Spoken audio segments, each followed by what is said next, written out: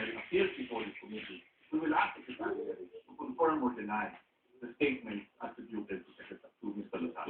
Just to confirm that, Mr. Lozada, pag narinig mo, basta't na-observe mo, naamoy mo, nakita mo, napakinggan mo, na sinabi ng iba, it is evidence that you Cheese! evidence na yung sinabi ng totoo.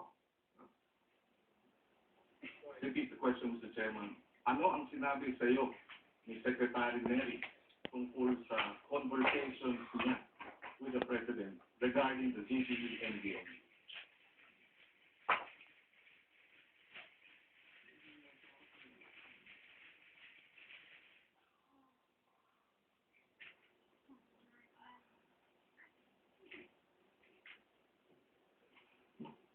Yung sinabi po niya, quoting po ito kay Secretary Neri,